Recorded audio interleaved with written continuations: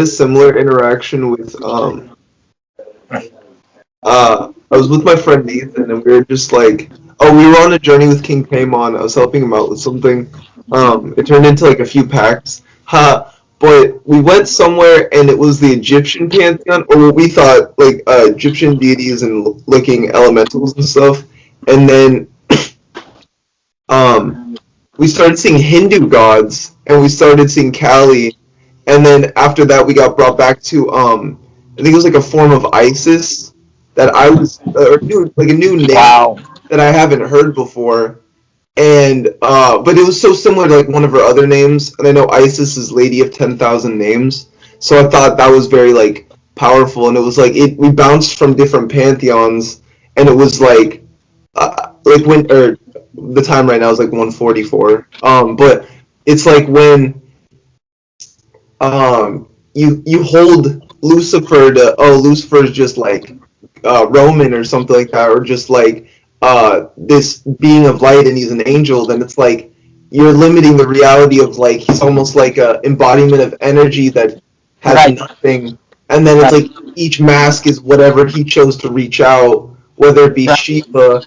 Like I worked with Shiva, I think like 3-6 months before even realizing like, oh my god, this was Lucifer that called out to me when I was like in high school or something. Right. Yeah. That's funny because my first spirit that ever came to me was Isis. And what's really cool about that is that Vinny was doing the whole Lake of Fire thing with Zazel. Oh, yeah. And he was like, you're coming with me. And I was like, oh shit, okay. So we held hands and laid back and went into, that deep meditative state. Mm-hmm. But when he went in, I went in also, but I was in a different area. I was surrounded by all of these women, and they were all me. And I was told, choose. And I was like... That's deep, yeah. Well, shit, I'm not going to choose any one of them because they're not me, so I chose me. And they were like, you passed. Yeah, and then all of a sudden, I was on the Egyptian sands, okay, in Egypt, feeling the heat hitting my skin, and I was fully naked, right? All of a sudden, I turned into this gold version of myself, and I began melting all the way down to nothing, where I was just this golden river on the Egyptian sands. Like, that was insane. But at the end, I got reborn as a phoenix. So, it was wild. Absolutely wild. Meanwhile, she's hanging out in Egypt, and I'm taking ownership of Azazal's sword, which was difficult in itself, Yeah, so he had to go through the Lake of Fire and completely disintegrate. Burning down to nothing and feeling every bit of that was quite terrifying, but, it's something that I chose to do. We both had a different experience where we could literally feel what was happening to us. For him, he was burning into nothingness, and I was melting. And before that, I got turned into a pillar of gold. Like, knowing what that feels like, and then knowing what it feels like to be a substance that can melt and pool into a river, that was wild. I know that. Yeah. God. I was gonna say that's actually really deep because do you guys know the story of like the Philosopher's Stone? No, I mean maybe. I've read a lot of different things about it, but I don't know if they were super fictional or based on the real story. I saw the movie. I guess that don't count. I need to see that movie. I actually didn't even. There's I saw the anime, so I think that maybe that's the best New Egypt, right? Like hieroglyphs. Correlation. But in the one second. So there's an anime called Full Metal Alchemist and stuff like that, and in that they always like talked about the concept of like the Philosopher's Stone, and it was a something that you were always like someone was searching for, and it was the ability to turn gold into or turn like lead into gold and stuff like that. What's the anime called? Full Metal Alchemist. Oh, okay, that's on my to-watch list. I'm not going to spoil it, but I'm going to kind of spoil it just to help out. And the thing is, at the end, he realizes the whole time that he was the Philosopher's Stone. Oh, that's deep. And it's like that it took actually the pain, kind of like we're carbon, but when we go through immense pressure and like the Kundalini kind of thing, we start to turn into like more of a diamond. Yes. I don't know whether it be physical or astral. I don't know. But I mean, I guess like the astral, like going into the physical. Yeah, and, it's in between. Yeah, yeah. Actually, oh, dude, that's actually really deep. I believe like if we've had near deaths too, we actually get pulled. I don't know how to describe it, like into the in between. And for some of us, we're like kept in a stasis, where we're like here, but we're not here. Right. And it's like so our tether or our cord is severed, but it's like everyone thinks that would be bad, but it's more like you're free. And then for some people, their cord's always like, but I think maybe it has to happen at a certain point. And if you have developed a certain awareness, and if not, then it like you might just go. Like, the fact that you passed, but were able to come back from like your experience and stuff like that, Vinny,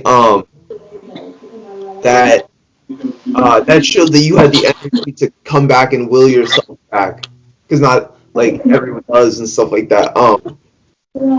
Like you also have like a lot to like live for.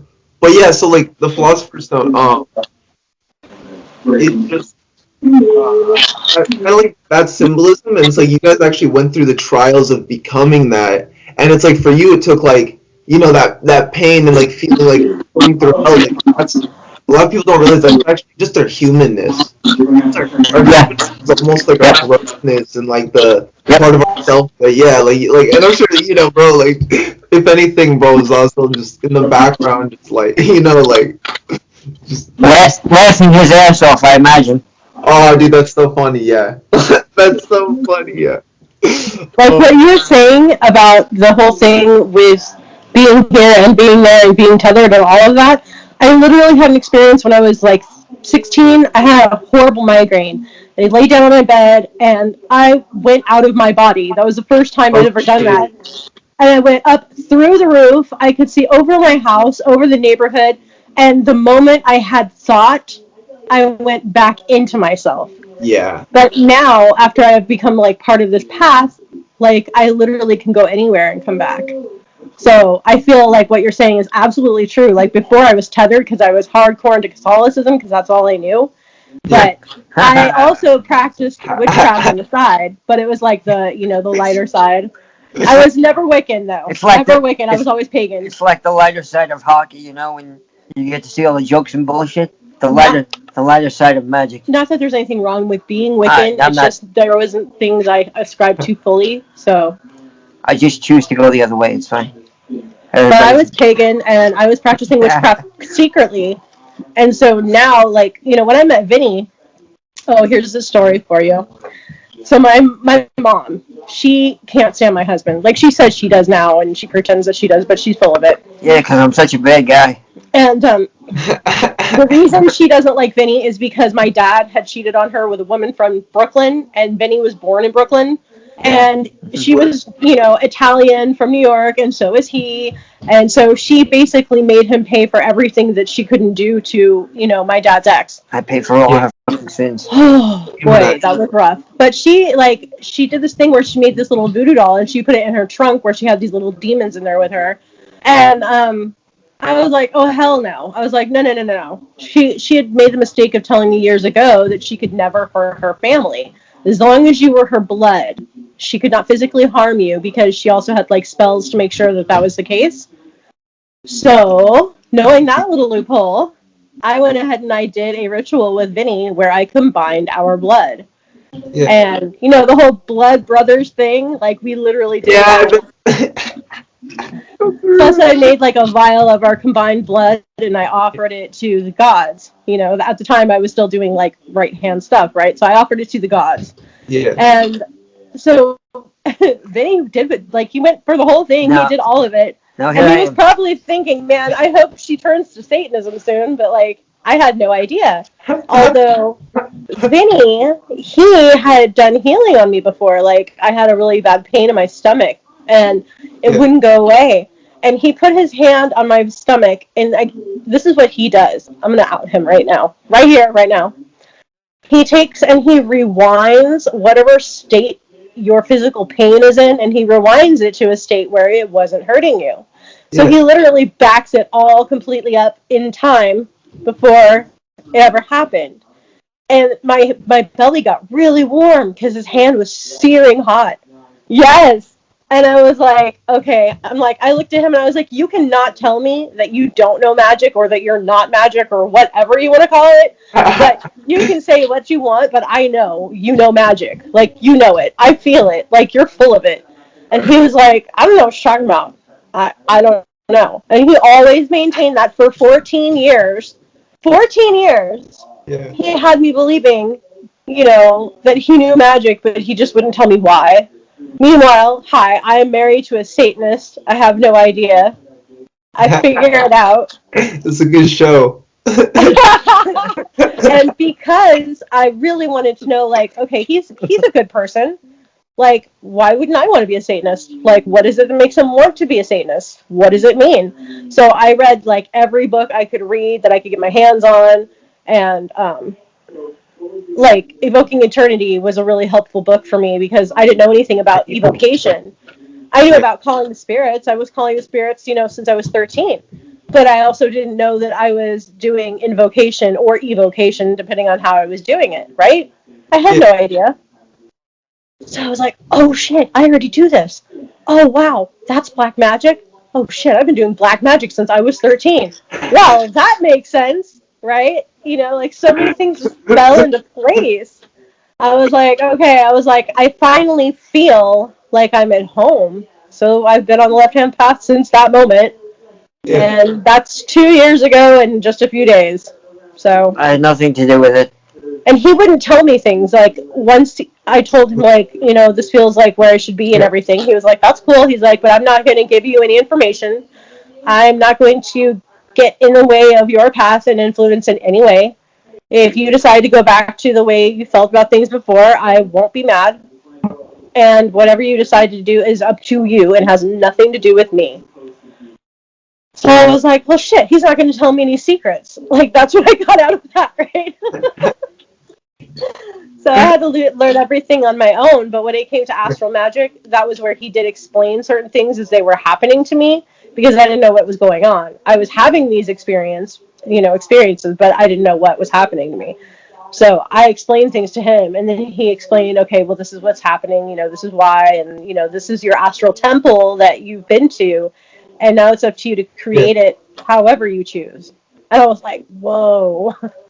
Okay, that's cool, because I've been to other places astrally. Like, I've been to the Dragon Realm many times, but that's been since I've met Vinny.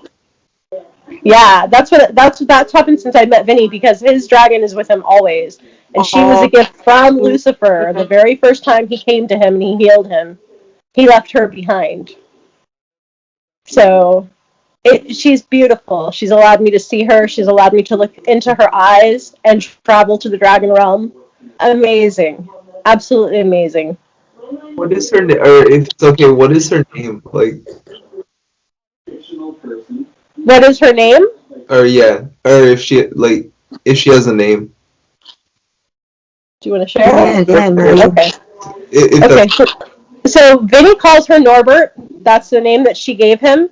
And it kind of makes sense because, it goes along with something that he can associate with in his reality. I was 12. That's what they do, though. I was 12. They give you something that helps you to meld the two worlds together. Yeah, like a ground, or like a imaginary friend, and then you get a name, like, Yeah. And to me, at 12 years old, I'm like, this is cool. I'm like, this is great. She, as long as I can access this, I can access her. And she has eaten many nasty things that have been on our property. Yep.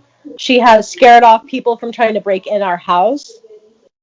She has created horrible windstorms so that people wouldn't want to come over when we didn't want them to. She almost ate my mother-in-law. Yep. I was getting there. She let my mom see her after, my mom sat there and said how she didn't believe that Vinny knew anything, because I kept telling her, he knows magic.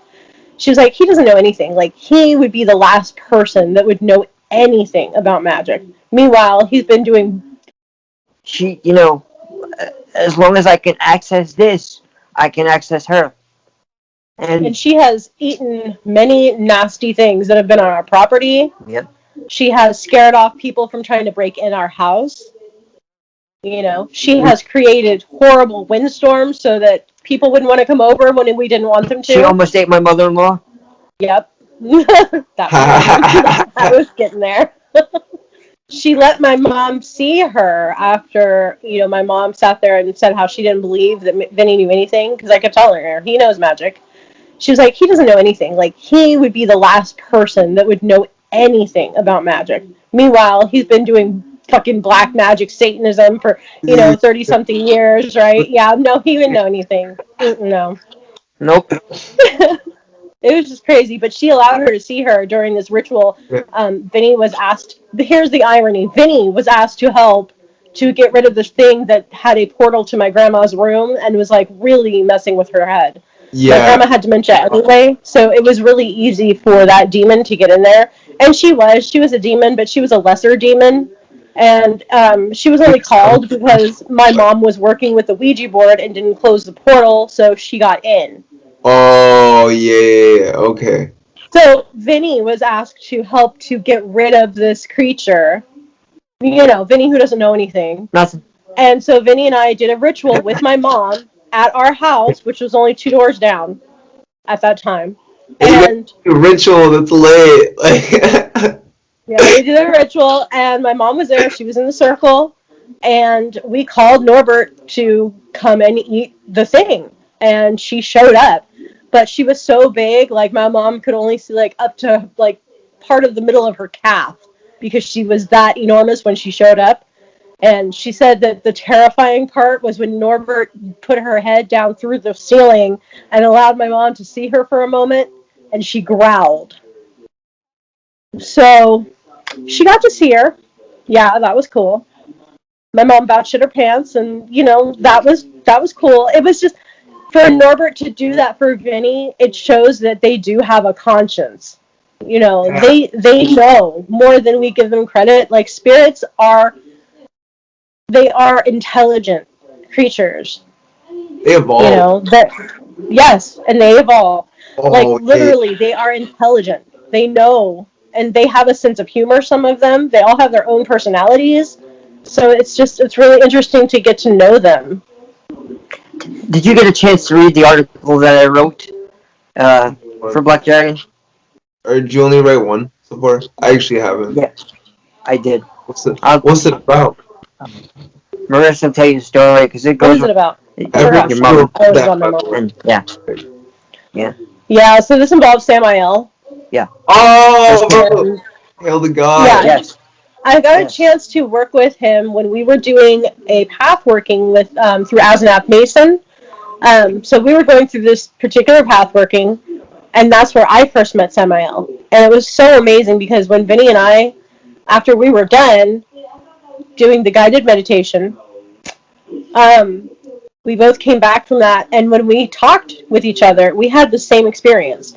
We saw the same tunnel that opened up. Like, it had the same exact, interior features. There were torches on the walls. It was a spiral staircase. Like, everything was exactly the same. So, and those things were not mentioned. You, like, spreading. What's that? I see him heavily behind you, just, like, spreading his wings over you, by the way. Or just, like, or that's what, like his energy's heavily, really cool. Like, manifested and stuff like that. Like, it's incredible. That is so cool. It's more of a vision than, like, seeing energy and stuff, but it was just, like, it was very solid, like, and stuff. Like, well, okay, I'm sorry. I work with him pretty, like, he's there. Like, but yeah. Wait, and who did you say? Samael. Oh, Samael. Yes. Yeah. Yes, but I loved working with him. It was amazing to get to know him. So when I learned of what happened so many years ago, it was an emotional pull on my heart, So basically, my mom was really sick, and she was so sick that she was in the hospital for 9 months. And during this time, she coded and she flatlined 3 different times, and they were able to bring her back. Holy shit. Well, my family was like, well, we don't want her to suffer. Let's just pull the cord. Excuse me? No, that's our mother. Like, I don't care how awful of a human she is, like, she's our mother, you know? She's still So there. I was like, yeah, I was like, listen, give me 3 days, let me see what I can do, and I'll get back to you. And they were like, okay, whatever. You know, they just thought I was, like, going to pray her awake or something. I don't know. So I went home and I told Vinny, I was like, I have to do a ritual. Like, I have to help my mom. I have to go meet her on the other side and talk to her and find out if she wants us to let her go, or if she wants to fight, you know? Yeah. So I did. I did That's this really ritual, smart. Yeah. and I found her in a field of peonies. They're these beautiful flowers that are like giant looking roses. They're gorgeous. And they come in so many different colors. So that's her favorite flower. And I met her there in a field of peonies. And I was able to talk to her, and she did absolutely want to fight for her life. So I said, okay, game on. I was like, show me something that tells me that you want to come back, and I got you. You gave her a And voice. she was like, okay.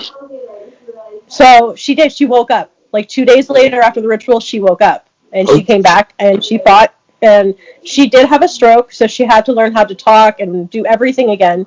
My grandfather. Feed herself. Yeah, write things down. But she was able to do everything again except for walk. Yeah. And we'll get to that story later. But while I was doing my ritual, Vinny was in the bedroom and he was evoking Samael. And he talked to him and he said, listen, you know, I know how I feel about my mother-in-law, but for my daughter, I mean, for my wife, I can't have her lose her. So will you allow her to live?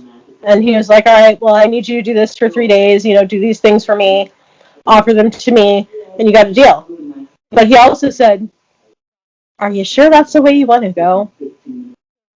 You think maybe you might want to just let her be, let her go, set her free. And Vinny was like, look, I got to do this for my wife. Like, I don't like her either, but I have to do this for my wife. Like, that's what I have to do, like, for her. Yeah. So he was like, all right. And so he did it. But here's the funny part. And Samael has a major sense of humor, and here's why. Yeah. My mom, with the condition she's in, of the things that she can and cannot do, and because it's a brain injury, literally on paper, she would have cerebral palsy, which is what Vinny has. So Samael left her like him. Like, hey, you know, I'm going to let you live, but you're kind of a dick, and you've been an asshole to my guy, so I'm going to hook you up with his infliction, and you can see how he lives. Deuces. Yeah. Dude, Yeah. that's the bit.